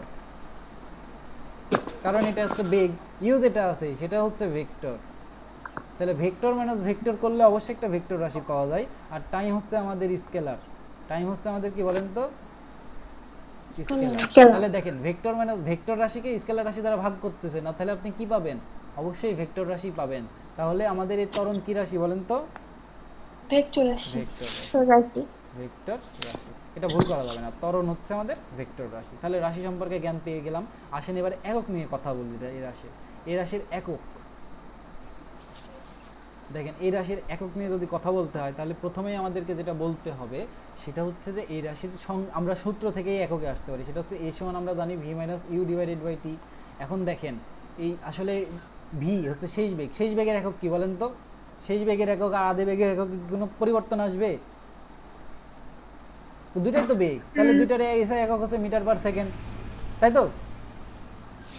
বা এমএস ইনভার্স ওয়ান, যেটাই আপনি বলেন মিটার পার সেকেন্ড বা এমএস ইনভার্স ওয়ান। আর আদি বেগও তো একটা বেগ, শেষ বেগও বেগ, আদি বেগও বেগ, তাহলে এককের তো একই থাকবে। তাহলে এটার এককে মিটার পার সেকেন্ড। তাহলে আপনি বলেন তো উপরের দিকে কি আসলো? ভি মাইনাস ইউ, তার মানে কি হবে এখানে? MS inverse one minus MS inverse one, তাই তো? এখানে কত হবে তাহলে? এখানে শূন্য হবে, তাই তো? এখানে শূন্য হবে না? হ্যাঁ, খালি হ্যাঁ ধরলেই হবে? শুধু হ্যাঁ ধরলেই হয়? এটা কিন্তু এরকম হবে na। তাহলে এটা কেমন হবে? আসলে আমি আপনাকে দেখাই আসলে এটা কেমন হবে। দেখেন আপনি যখন মনে করেন শেষ বেগের মান হচ্ছে আমাদের 7 মিটার পার সেকেন্ড, এটা হচ্ছে আমাদের ভি এর মান, এটা হচ্ছে আমাদের ভি এর মান 7 মিটার পার সেকেন্ড। আর আমাদের আদি বেগের মান মনে করেন 5 মিটার পার সেকেন্ড। তাহলে এই ভি মাইনাস ইউ এর মান কত হবে বলেন তো? সেটা হবে 7 metre per second minus 5 metre per second. তার মানে মিটার পার সেকেন্ড দুইটার মধ্যে আছে, এটা কমন নিয়ে নেবেন, তাহলে হবে 7 মাইনাস 5 মিটার পার সেকেন্ড। তার মানে এখানে হবে 2 মিটার পার সেকেন্ড। দেখেন তো এই মিটার পার সেকেন্ড কি কাটাকাটি চলে গেছে? যে এখানে শূন্য হবে, মিটার পার সেকেন্ড কিন্তু কাটাকাটি চলে যায় নাই, একক কিন্তু এককের মতোই আছে। তার মানে কি বলেন তো? ভি এর এককও যা, ইউ এর এককও যা, ভি মাইনাস ইউ এর এককও তাই। বুঝেছেন? তার মানে ভি মাইনাস ইউ এর একক কি বলেন তো? ভি মাইনাস ইউ এর একক কি? এই যে এখানে আমাদের যে ভি মাইনাস ইউ আছে এটার একক হচ্ছে আমাদের, এটা একটু সুন্দর করে দিই গোল্লাটা, এই যে এখানে এটা আছে, এটার একক হচ্ছে আমাদের মিটার পার সেকেন্ড। আর টাইমের একক কি বলেন তো? টাইমের একক হচ্ছে সেকেন্ড, তাই তো? আচ্ছা, তাহলে এ এর একক কি হবে? অতএব এ এর একক উপরে আছে এম এস ইনভার্স ওয়ান, আর এখানে নিচে আছে এস, এসটা উপরে উঠে গেলে কি হবে? M S inverse one inverse one. এই দুইটা ইনভার্স ওয়ানকে একসাথে লিখলে M S inverse two. Okay, বুঝতে পেরেছেন?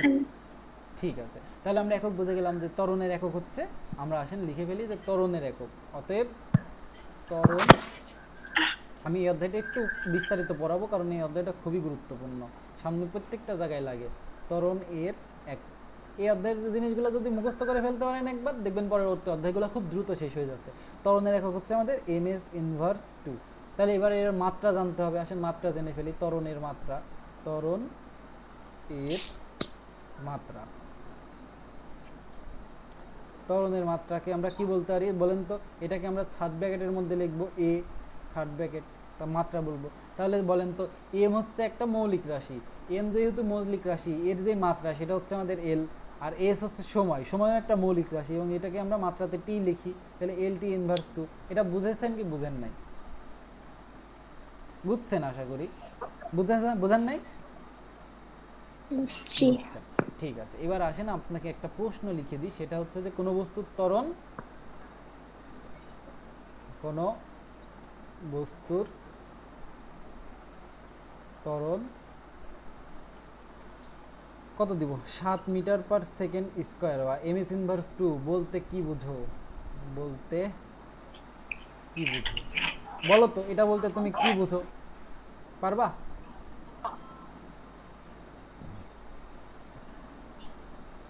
পারবা? এটা পারবা? কোনো বস্তুর ত্বরণ এটা বলতে কি বুঝো? দেখো আমি তোমাকে বলি, আমরা আসলে সূত্র কি জানি? আমরা সূত্র জানি হচ্ছে a = v - u / t। ঠিক আছে? আচ্ছা, তার মানে দেখো আমরা এটাকে বলছি বেগের পরিবর্তনের হার। তার মানে তার প্রতি সেকেন্ডে তার বেগ পরিবর্তিত হচ্ছে 7 মিটার পার সেকেন্ড। বেগের পরিবর্তন, এটাকে আমরা কি বলতেছি বলো তো? এটাকে আমরা বলতেছি না বেগের পরিবর্তনের হার? এই যে এ, যেটাকে আমরা কি বলতেছি? বেগের পরিবর্তনের হার বলতেছি। বেগের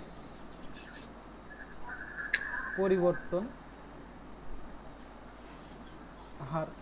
এই বেগের পরিবর্তনের হার মানে কি? প্রতি সেকেন্ডে বেগের পরিবর্তনের মানে প্রতি সেকেন্ডে বেগ কতটুকু পরিবর্তিত হচ্ছে সেটা। তার মানে এটাকে আরো সংক্ষেপে আরো সহজে লিখতে পারি, প্রতি সেকেন্ডে যতটুকু বেগ পরিবর্তিত হচ্ছে, বেগ পরিবর্তিত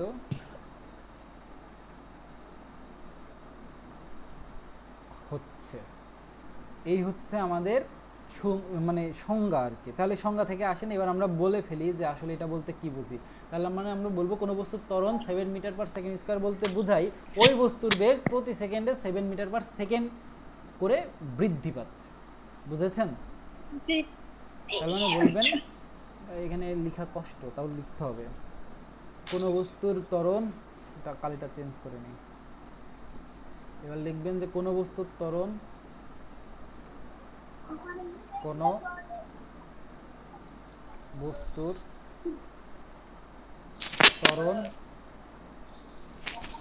7 ms ইনভার্স 2 বলতে বোঝায় ওই বস্তুর বেগ প্রতি সেকেন্ডে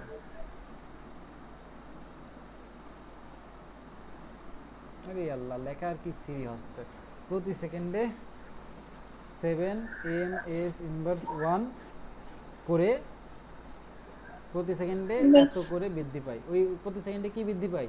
এত বেগ বৃদ্ধি পায়, বেগ বৃদ্ধি পায়। আচ্ছা বলো, তাহলে যদি প্রথম সেকেন্ডে তার বেগ, মনে করো প্রথমে যে যখন যাত্রা শুরু করতেছে তখন তার বেগ ছিল মনে করো 5 মিটার পার সেকেন্ড, ওকে? তাহলে প্রথম সেকেন্ড পরে মানে প্রথম সেকেন্ডে তার বেগ কত হবে? সে যখন যাত্রা শুরু করতেছে, তার মানে কি যাত্রা শুরু করতেছে মানে t = 0, যাত্রা যখন শুরু করতেছে তখন তার বেগ হচ্ছে 5। কি রে, লাইন দেখা হয় কেন? দাঁড়াও, সে যখন যাত্রা শুরু করতেছে, সে যখন যাত্রা শুরু করতেছে তখন তার বেগ শূন্য, টাইম t = 0 সেকেন্ড। তার মানে বলো তো, সে যখন 1 সেকেন্ডে যাবে, তার যদি ত্বরণ 7 মিটার পার সেকেন্ড হয় তখন তার বেগ কত হবে আসলে 1 সেকেন্ড পরে? প্রতি সেকেন্ডে বৃদ্ধি পাচ্ছে 7 মিটার করে, 7 মিটার পার সেকেন্ড করে। তার মানে সে যখন 1 সেকেন্ড অতিক্রম করবে তখন তার যে বেগ হবে তাকে যদি আমরা v1 নাম দিই তাহলে সেটা হবে কত? 5 ছিল আর 7 বৃদ্ধি পাবে, তার মানে 12 হবে। বোঝা নাই? না। আচ্ছা আমি আবার বলি, মনে করো সে যখন যাত্রা শুরু করবে, মনে করো মামা আপনার রিক্সাওয়ালা মামা, আপনি রিক্সাওয়ালা মামা নিয়ে আজকে পুরো ক্লাস শেষ করে দেব। আপনি রিক্সাওয়ালা মামা মনে করেন একটা বেগে চলতেছে, আপনার পছন্দ হলো না, আপনি মামাকে বললেন মামা বেগ বাড়ান। তাহলে মনে করেন মামা প্রথমে 5 মিটার পার সেকেন্ড বেগে যখন চলতেছিল তখন আপনি মামাকে বললেন মামা বেগ বাড়ান, মামা জোরে চলেন। তাহলে মামার তখন কি একদম টাইম t = 0 যখন আপনি বললেন, ওটা ধরে নিলাম, যখন যে টাইম একদম শূন্য তখন আপনি বললেন এটা। এখন যখন 1 সেকেন্ড অতিক্রান্ত হবে, মামা যখন কি করলো 7 মিটার পার সেকেন্ড স্কয়ার ত্বরণে চলতে শুরু করলো। তার মানে কি এটা চলতে শুরু করা মানে কি প্রতি সেকেন্ডে তার বেগ 7 মিটার পার সেকেন্ড করে বৃদ্ধি পাবে, 7 মিটার পার সেকেন্ড করে প্রতি সেকেন্ডে বেগ বৃদ্ধি পাবে। তার মানে কি 1 সেকেন্ড পরে তার বেগ কত হবে? 5 ছিল 7 বৃদ্ধি পাবে, তার মানে 12 হবে, তাই না? আচ্ছা ঠিক আছে, এবার t2, আমার লাইন কেন ব্যাকা হচ্ছে বুঝলাম না। দেখো t2 মানে t2 বলতে যখন t = 2 সেকেন্ড আর কি, t = 2 সেকেন্ড, তখন কি হবে বলো তো? তখন যে বেগ হবে সেটা কত হবে? 2 সেকেন্ড পরে তার বেগ কত হবে? Any idea? প্রতি সেকেন্ডে বেগ বাড়তেছে 7, শুরুতে ছিল 5, তার মানে কি প্রথম সেকেন্ডে বাড়বে 7, পরের সেকেন্ডে বাড়বে আরও 7, তার মানে কি বলো তো v2 সমান কত হবে? 5 যোগ 7 যোগ 7, তার মানে কত হবে? 19 মিটার পার সেকেন্ড। এটা হচ্ছে আমাদের ফিল। আমরা এটাকে সূত্রের মাধ্যমে করি। আসলে কিভাবে করি? এই যে শুরুতে যে বেগ ছিল এটাকে আমরা কি বেগ বলি বলো তো? আদি বেগ বলি। তার মানে u = তখন আমরা আসলে লিখি যে u = কত? u হচ্ছে 5 মিটার পার সেকেন্ড। আর ওই মামা যে বেগে ত্বরণে চলতেছে সেটা হচ্ছে a, এর মান হচ্ছে 7 ms ইনভার্স 2। এবং তখন দেখো আমরা এই দুটো জেনে গেলাম, আমরা শেষ বেগের সূত্র জানি কি? v ভি সমান কি ইউ প্লাস এটি, ইউ প্লাস এটি। তাহলে মনে করো টি ইজ ইকুয়াল টু 1 সেকেন্ড সময়, যখন আমরা এটা সূত্রের মাধ্যমে করি আর কি, আর এটা হচ্ছে আমাদের ফিল্ডটাই ছিল আর কি। টাইম যখন টি ইজ ইকুয়াল টু 1, মানে টাইম যখন কত সেকেন্ড বলো তো, টাইম যখন 1 সেকেন্ড, 1 সেকেন্ড, তখন ভি এর মান কত হবে, ইউ এর মান তো 5, এ এর মান হচ্ছে 7, আর টি এর মান তো 1 সেকেন্ড, তার মানে এখানে হচ্ছে 12। দেখো টি ইজ ইকুয়াল টু যখন 1 ছিল তখন কিন্তু ভি এর মান তুমি 12ই পাইছো। আবার মনে করো টি সমান ধরো তুমি 2 সেকেন্ড হইলো, 2 সেকেন্ড তখন ভি এর মান কত হবে বলো তো, ছিল 5, এ মানে ইউ যোগ ইউ প্লাস এটি, ইউ এর মান তো 5, এ এর মান হচ্ছে 7, আর টি এর মান এখানে 2 সেকেন্ড, তার মানে কত বলো তো 5 যোগ 14, আর 5 আর 14 যোগ করলে 19 হয়, 19 মিটার পার সেকেন্ড। তার মানে একই কথা, আপনি যেটা দিয়ে করেন এটা একই জিনিস আসবে। এতদূর পর্যন্ত ক্লিয়ার? ক্লিয়ার? মানে ত্বরণ কি বোঝায়? এবার আসেন একটা স্ক্রিনশট নিয়ে নেন, ক্লাস শেষে এগুলো একটু নোট করে নেবেন, আজকে একটু লম্বা ক্লাস নিতে হবে, টাইম কম। তো আসেন এবার একটু বই বইয়ে কী লেখা আছে একটু পড়াশোনা করি। তো বইয়ে কী লেখা আছে এটা পড়লে আমরা বুঝবো যে আসলে আমরা যা পড়তেছি তা বইয়ে আছে, নাহলে কেমনে বুঝবো যে আমরা যা পড়তেছি বইয়ে আছে কিনা। তাহলে এখানে দেখেন বলতেছে সময়ের সাথে বস্তুর অসমবেগের পরিবর্তনের হার। দেখেন বেগ যখন পরিবর্তিত হবে বেগ কি সেম থাকবে? বেগ কিন্তু সেম থাকবে না। তাই এই অসম কথাটা না বললেও সমস্যা নেই। অসম কথাটা কেন বলতেছে? কারণ বেগ তো সমান থাকছে না। আপনি ইউ বেগে চললে আপনি যাচ্ছেন হচ্ছে ভি বেগে, তার মানে কি বেগটা তো সুষম না, বেগটা হচ্ছে অসম। আমরা কালকে সুষম অসম বেগ সম্পর্কে পড়েছিলাম। সবসময় বেগের মান যদি সেম থাকে তাহলে সুষম, সবসময় বেগের মান সেম না থাকলে অসম। তার মানে কি বেগ তো এখানে পরিবর্তন হচ্ছে, বেগ ইউ থেকে ভিতে যাচ্ছে, তার মানে কি বেগটা অসম বেগ। সেজন্য বলতেছে সময়ের সাথে বস্তুর অসম বেগের পরিবর্তনের হারকে ত্বরণ বলে। সংজ্ঞা বুঝতে পেরেছেন? ঠিক আছে, বুঝতে পেরেছেন? আচ্ছা, এবার আপনি একটা কথা বলেন তো, যে সময়ের সাথে সাথে তো বেগ বৃদ্ধি পায়, সময়ের সাথে সাথে চাইলে বেগ কমতে পারে না? মনে করেন আপনি ইউ বেগে চলতেছেন, এখন বললেন মামার দাঁড়ান আমি এখানে নামবো, মামার দাঁড়ান আমার বাড়ি পোষা গেছে আমি এখানে নামবো। তার মানে কি আপনি মামাকে বলতেছেন মামা আপনার বেগকে আস্তে আস্তে শূন্য করেন, মানে আদি বেগ ইউ ছিল, আপনি মামাকে বলতেছেন আস্তে আস্তে সেই বেগ আপনি শূন্য করেন, তাই তো? তার মানে আপনার আদি বেগ একটা ছিল, মামা চলতেছিল, মামা বললেন দাঁড়ান মামা আমি পোষা গেছি, তার মানে মামা তখন এখন দাঁড়াবে। মামা যখন দাঁড়াবে তার মানে কি আদি বেগ ইউ থেকে আস্তে আস্তে তার বেগ কমতে কমতে কমতে কমতে কমতে কমতে কমতে কত হবে? শূন্য হবে। তার মানে বস্তুর এখানে কি হবে বলেন তো? বেগ হ্রাস পাবে, বেগ হ্রাস পাবে। এর আগে বেগ বৃদ্ধি পাইছে, এখন বেগ হ্রাস পাবে। বেগ বৃদ্ধির হারকে যদি ত্বরণ বলেন, বেগ হ্রাসের হারকে আপনি কি বলবেন? মন্দন বলবেন। কি বলবেন? মন্দন বলবেন। ঠিক আছে, আমি কথাটা তাহলে একটু লিখে দিই যে বেগ বৃদ্ধির হার, বেগ বৃদ্ধির হার, বৃদ্ধির হার এটাকে আমরা বলি হচ্ছে ত্বরণ। আর বেগ হ্রাসের হার এটাকে কি বলা হয় বলেন তো? মন্দন। মন্দন। হ্রাসের হার এটাকে আপনি বলেন হচ্ছে মন্দন। এই মন্দনের আরেকটা নাম আছে, সেটা হচ্ছে, সেটা কি বলেন তো? ঋণাত্মক ত্বরণ। এটার একটা নাম কি? ঋণাত্মক ত্বরণ। কারণ এটা ঋণাত্মক মানই পাবেন আপনি। ঋতা লিখলাম কেন? ঋণাত্মক ত্বরণ। এটাই হচ্ছে আমাদের মন্দনের দুইটা নাম আর কি, একটা মন্দন আর একটা হচ্ছে ঋণাত্মক ত্বরণ। বেগ যদি হ্রাস পায় তখন আপনি বলবেন মন্দন বা ঋণাত্মক ত্বরণ, বেগ যদি বৃদ্ধি পায় সেটাকে আপনি নর্মালি ত্বরণ বলেন। ধনাত্মক ত্বরণ বলার দরকার নাই, মানে ত্বরণ মানেই ত্বরণ।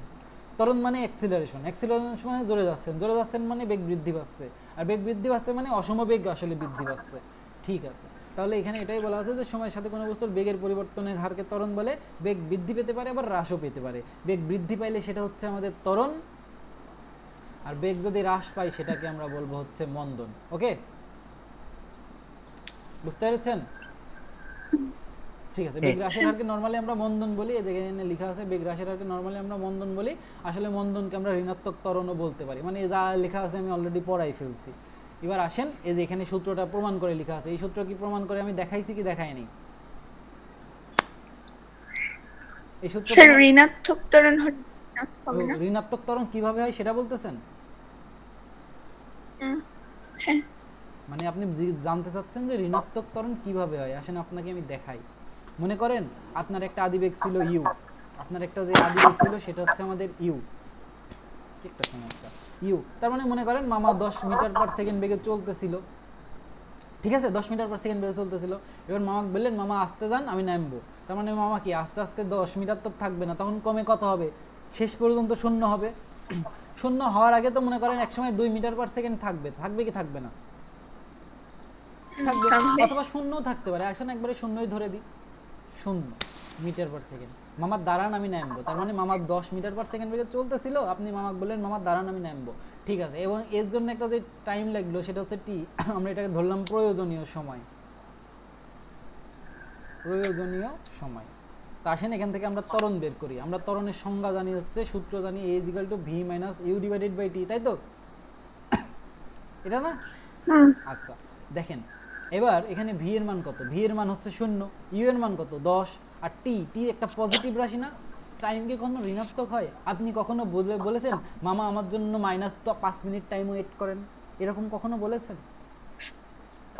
না। বলেন না। আপনি বলেছেন আমার জন্য 5 মিনিট ওয়েট করেন। আপনার বন্ধুকে বলেছেন দোস্ত দাঁড়া আসতেছি 5 মিনিট দাঁড়া, কিন্তু আপনি এখনো ঘুমাচ্ছেন, হ্যাঁ ঘুম থেকে উঠেনি নাই, কিন্তু আপনি আপনার দোস্তকে বলতেছেন কি দোস্ত 5 মিনিট দাঁড়া আমি আসতেছি।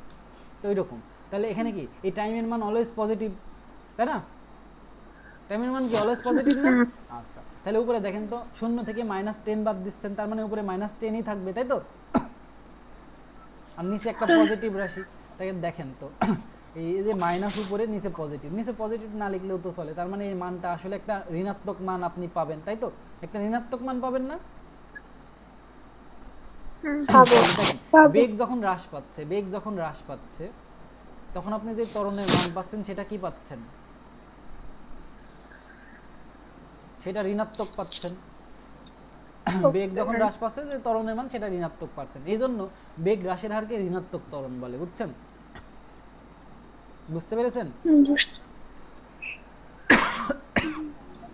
আজকে চিল্লাইছি সবার সামনে, একবারে গলা ভেঙে গেছে, বুঝতে পারলেন?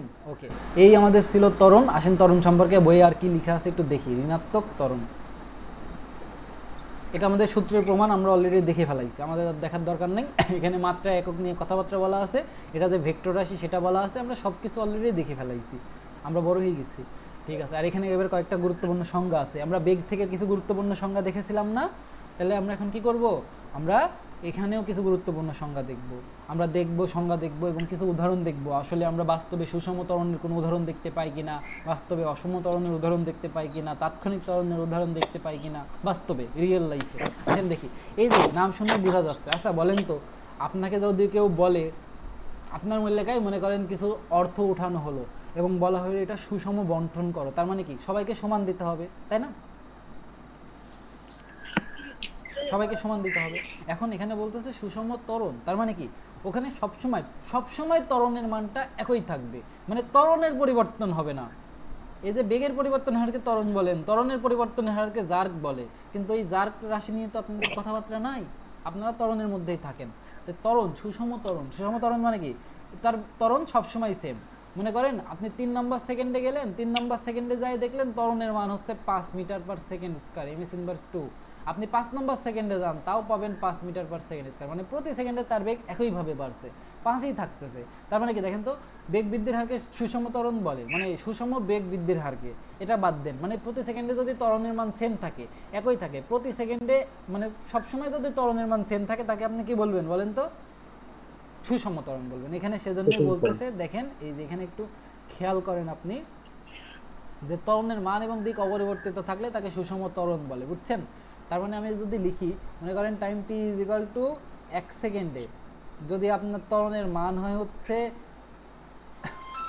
ত্বরণের মান যদি হয় 5 মিটার পার সেকেন্ড স্কয়ার, আপনি t = 10 সেকেন্ডে যান না, ত্বরণের মান থাকবে একই, সেটা হচ্ছে যে আমাদের a = 5 মিটার পার সেকেন্ড, মানে ত্বরণের মানের এবং দিকের কোনো পরিবর্তন হবে না। তো বলেন ভাইয়া আমরা কি বাস্তবে এরকম উদাহরণ দেখতে পাই? আসলে বাস্তবে সাধারণত এরকম উদাহরণ দেখা যায় না, কিন্তু একটা চমৎকার উদাহরণ আছে, সেটা হচ্ছে আমাদের অভিকর্ষ ত্বরণ। অভিকর্ষ ত্বরণকে চিনেন? অভিকর্ষ ত্বরণকে চিনেন, যেটাকে আমরা জি দ্বারা প্রকাশ করি এবং এর মান হচ্ছে 9.8 ms/2। এটা কিন্তু একটা হচ্ছে সুষম ত্বরণ, কারণ কি মুক্তভাবে পড়ন্ত বস্তুর বেগ প্রতি সেকেন্ডে 9 মিটার পার সেকেন্ড করে বৃদ্ধি পায়, 9 মিটার পার সেকেন্ড করে বৃদ্ধি পায়। এটা হচ্ছে সুষম ত্বরণ, মাটিতে পড়ার আগ পর্যন্ত এটা বৃদ্ধি পাতেই থাকবে, প্রতি সেকেন্ডে কিন্তু এর বেগ এইভাবে বৃদ্ধি পাবে। তাহলে এটা হচ্ছে আমাদের একটা সুষম ত্বরণ। কারণ এই যে ত্বরণটা এটা কিন্তু পরিবর্তিত হচ্ছে না, এটা কিন্তু পরিবর্তিত হচ্ছে না, কিন্তু ভূমি পাই গেলে ওর কি দোষ আছে? ওর তো দোষ নাই, ও তো ঠিকই ত্বরণ বজায় রাখছে, কিন্তু ভূমি তো পাই গেলেন, তাহলে এখন আপনি কি করবেন? আপনার কিছু করার নাই আসলে, ও তো ভূমিতে আসলে থেমে যাবেই। কিন্তু এই জি হচ্ছে কি ত্বরণ বলেন তো? জি হচ্ছে কি ত্বরণ? জি হচ্ছে সুষম ত্বরণের উদাহরণ। তার মানে আমি লিখে দিই অভিকর্ষ ত্বরণ, অভিকর্ষ ত্বরণ সুষম ত্বরণের উদাহরণ, সুষম ত্বরণ। ওকে, এই হলো সুষম ত্বরণ গেল। আর বাস্তবে আপনি যা দেখতে পান সবই অসম ত্বরণ, কারণ ত্বরণের মান সবসময় এক রাখা সম্ভব না, কোনো সময় একটু জোরে যাচ্ছে, কোনো সময় একটু আস্তে যাচ্ছে। যখন জোরে যাচ্ছে ত্বরণের মান একরকম, যখন আস্তে যাচ্ছে ত্বরণের মান আর একরকম। তার মানে ত্বরণের মান যদি কোনো সময় সবসময় একই না থাকে, অর্থাৎ পরিবর্তিত হয়, তাহলে তাকে আপনি বলবেন অসম ত্বরণ। এবং বাস্তবে আপনি যা দেখতে পান, বাস্তবে যা দেখা যায় সবই অসম ত্বরণ। বোঝা গেছে? আর তাৎক্ষণিক ত্বরণ কি? ওই যে ত্বরণের মানে আমরা যে সূত্র দেখছি A=v - u/t, তো এর নিচে যে টি আছে, টি এর মান যদি খুব ক্ষুদ্র হয়, টি এর মান যদি 1 সেকেন্ডের থেকেও কম হয়, মানে আপনি যত ক্ষুদ্র চিন্তা করতে পারেন তত ক্ষুদ্র হয়। 1 সেকেন্ডের মধ্যে আবার অনেক মিলি সেকেন্ড আছে, আপনি কি করবেন? ক্ষুদ্র চিন্তা করবেন, 1000 মিলি সেকেন্ডে 1 সেকেন্ড হয়। ঠিক আছে? তাহলে তো আপনি তো টাইমের মান যত ক্ষুদ্র চিন্তা করতে পারেন করেন, যে সময়ের মান যদি খুব ক্ষুদ্র হয় তখন যে ত্বরণ তাকে আমরা বলি তাৎক্ষণিক। সময়ের মান যদি খুব ক্ষুদ্র হয় তখন যে ত্বরণ তাকে আমরা বলি হচ্ছে কি বলতো? তাৎক্ষণিক ত্বরণ। সময়ের মান খুব ক্ষুদ্র হলে তখন আমরা যে ত্বরণ পাই তাকে আমরা কি ত্বরণ বলি? কি ত্বরণ বলি বলতো? তাৎক্ষণিক ত্বরণ বলি। বুঝতে পেরেছো? সময়ের মান খুব ক্ষুদ্র হলে তাকে আমরা যে ত্বরণ বলি তাকে আমরা তাৎক্ষণিক ত্বরণ বলি। এখানে একটু সংজ্ঞাটা মেকআপ করে বইয়ের ভাষায় লেখা আছে, আর আমি আপনাকে একদম বাংলা ভাষায় বললাম, আপনার যেটা ভাল লাগে সেটা লিখে নেবেন। আমার সংজ্ঞাটাও লিখতে পারেন শুনে শুনে, অথবা বইয়ে যেটা আছে সেটাও দিতে পারেন। আমি আরেকবার রিভিউ করে দিই। সুষম ত্বরণ যদি সময়ের মান সবসময় একই থাকে, অসম ত্বরণ যদি ত্বরণের মান সবসময় একই না থাকে, তাৎক্ষণিক ত্বরণ সময়ের যদি খুব ক্ষুদ্র হয় আর কি, আপনি যত ক্ষুদ্র চিন্তা করতে পারেন তত ক্ষুদ্র হয়, সময়ের ব্যবধান বা সময়ের মান যদি খুব ক্ষুদ্র হয় তখন যে ত্বরণ পাওয়া যায় তাকে তাৎক্ষণিক ত্বরণ বলেন। এবার মন্দনের ক্ষেত্রেও সেম এই সংজ্ঞাগুলো পাবেন। মন্দনের ক্ষেত্রে যে সংজ্ঞা পাবেন, যে সময়ের সাথে বেগ হ্রাসের হারকে মন্দন বলে। সুষম মন্দন মানে কি? বেগ হ্রাসের মান যদি সবসময় সেম থাকে তাকে আমরা মন্দন বলি, সুষম মন্দন বলি। আর বেগ হ্রাসের হার যদি সবসময় সেম না থাকে তাকে আমরা বলি অসম মন্দন। ঠিক আছে? তার মানে এই পেজে আসলে কোনো সমস্যা নাই। ওকে, ক্লিয়ার? বুঝতে পেরেছেন? অবশ্যই নোট করবেন, ক্লাস শেষ হলে দেখে দেখে নোট করে নেবেন। ঠিক আছে, এবার এই ধরনের প্রশ্ন অলরেডি করে ফেলেছি। বস্তুর ত্বরণ এত এবং এত বলতে কি বোঝো? এই যে প্রথমটা দ্বারা বোঝাচ্ছে এটা হচ্ছে আমাদের ধনাত্মক ত্বরণ, এটা দ্বারা বোঝাচ্ছে ঋণাত্মক ত্বরণ। মানে এখানে প্রতি সেকেন্ডে বেগ বৃদ্ধি পাচ্ছে 8 মিটার পার সেকেন্ড করে, আর এখানে প্রতি সেকেন্ডে বেগ হ্রাস পাচ্ছে 8 মিটার পার সেকেন্ড করে। বুঝতে পেরেছেন? এবং বেগ যে হ্রাস পাচ্ছে বা বৃদ্ধি পাচ্ছে সেটা কোন দিকে বলেন তো? এখানে দেখেন সুন্দর করে আপনাকে দিয়ে দিয়েছে, সেটা হচ্ছে পশ্চিম দিকে। তাহলে আসেন একটু লিখে দিই যাতে আপনাদের বুঝতে সুবিধা হয়। তাহলে 8 মিটার পার সেকেন্ড বলতে বুঝি, আপনারা পারেন আমি জানি, তারপরেও লিখে দিচ্ছি, প্রতি সেকেন্ডে বেগ বৃদ্ধি পায়, বেগ বৃদ্ধি পায় 8 মিটার পার সেকেন্ড। এখানে কিন্তু 2 দিবেন না, 1 দিবেন। কেন? কারণ এখানে আপনি বেগের কথা বলতেছেন, বেগ বৃদ্ধি পাচ্ছে 8 মিটার পার সেকেন্ড করে। আর এই যে প্রতি সেকেন্ডে বলেছেন, এর ভিতরে 1 সেকেন্ড চলে গেছে, তার মানে এখানে কি এম এস ইনভার্স 1ই আছে। আর এখানে আমাদের আরেকটা আছে হচ্ছে -8 মিটার পার সেকেন্ড বলতে বুঝি। এটা বলতে কি বুঝি? আপনি বুঝেন কি বুঝেন বলেন তো? প্রতি সেকেন্ডে তাহলে এখানে বেগ বৃদ্ধি পাইছে, এখানে কি পাবে? বেগ হ্রাস পাবে। তাহলে প্রতি সেকেন্ডে বেগ হ্রাস পায়, বেগ হ্রাস পায় 8 মিটার পার সেকেন্ড করে। এবং এই দুইটাই কোন দিকে ঘটে বলেন তো? পশ্চিম দিকে না? কারণ এখানে আমাদের দিক বলে দিয়েছে, তার মানে এখানে লিখবেন পশ্চিম দিকে, পশ্চিম দিকে। ক্লিয়ার? বুঝতে পারলেন? ক্লিয়ার? আচ্ছা, ক্লিয়ার তো বোঝারই কথা। আমি তো কোনো কঠিন কথা বলি নাই বা কোনো আরবি ভাষাতেও বলি নাই যে বুঝবেন না। ঠিক আছে, বুঝেছেন আশা করি। এবার এখানে এটা লেখা ছিল। এবার দেখেন বেগ এবং ত্বরণের মধ্যে পার্থক্য আছে। এখন পার্থক্য কি আপনি জানেন না?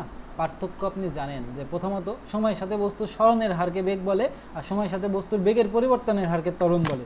মানে প্রথম পার্থক্য হচ্ছে তাদের সংজ্ঞায়, দ্বিতীয় পার্থক্য দিবেন এককে, তারপরে পার্থক্য দিবেন মাত্রায়, আর তারপরে এই যে এইটাই, তিনটাই পার্থক্য। দেখেন প্রথম পার্থক্য দিছে সংজ্ঞা, দ্বিতীয় পার্থক্য দিছে মাত্রায়, তৃতীয় পার্থক্য দিছে হচ্ছে একক দিয়ে। তো তিনটা দিয়ে দিবেন, শেষ। তিনটা করে বৈশিষ্ট্য, তিনটা করে বৈশিষ্ট্য দিয়ে দেবেন, আপনার 2 মার্ক নিশ্চিত। এই প্রশ্নগুলো খ নম্বরে আসে, কিন্তু আসেই।